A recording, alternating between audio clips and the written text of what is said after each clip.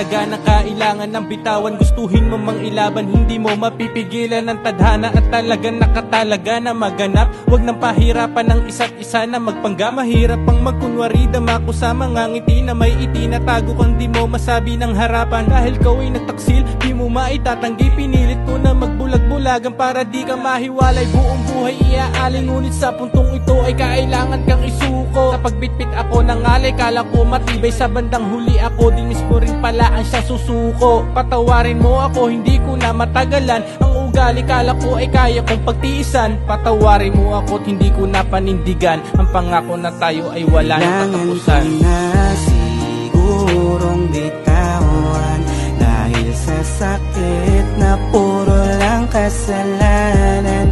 At hindi ko na kayang tiisin ang lahat, dahil sa nagawa, marahil hanggang dito na. Nakakapagod din pala ang magmahal sa taong kailan may hindi ka binigyan ng halaga. Nakakapagod din pala ang magpanggap na masaya ko, kahit alam ko sa akin ay hindi ka masaya. Dahil hindi ko kayang ibigay mga pangangailangan mo, at sa kanya naman ikaw ay masagana. Kung gayon sana naman ako ay mapatawad, buti ko lubos na akalain di sapat ang lumigaya. Tayong dalawa na magkasama bumuo ng alaala, naging ngangal ako sa aking hangarin. Idadaan na lang sa tawa kahit parang di ko kaya. Ang sakit tila ba naubusan na ako ng hangin. Alam mo sa puso ko'y ikaw pa din, subalit kailangan ng sarili tanggapin, upang ang paghihirap ko ay magwakas na din sa pag-ani sa relasyon na mag-isa kong kinalim. Kailangan ko na sigurong bitawan, dahil sa sakit na puro lang kasalanan.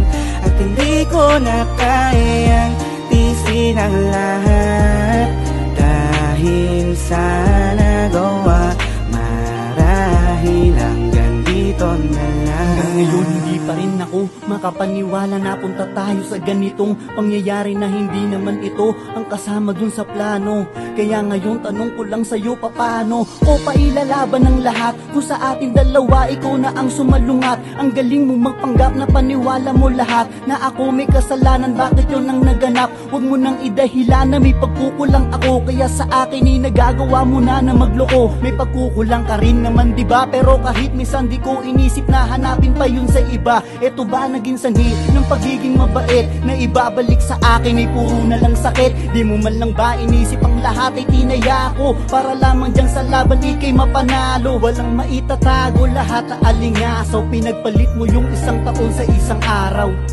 Paano nga ba kita ilalaban kung ikaw na rin mismo ay meron ng ibang pinaglalaban? Sigurong bitawan, dahil sa sakit na puro lang kasalanan. At hindi ko na kayang tiisin ang lahat, dahil sa nagawa, marahil kailangan ko na sigurong bitawan, dahil sa sakit na puro lang kasalanan. At hindi ko na kayang tiisin ang lahat, dahil sa nagawa, marahil hanggang dito na.